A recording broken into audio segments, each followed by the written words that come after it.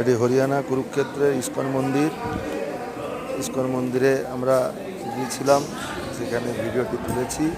দেখুন, ভালো লাগবে। জগন্নাথ, বলভদ্র, সুভদ্রা, গৌর নিতাই আছেন। শেষ পর্যন্ত দেখুন এবং লাইক ও শেয়ার করতে ভুলবেন না। লাইক শেয়ার করে আমার পাশে থাকবেন।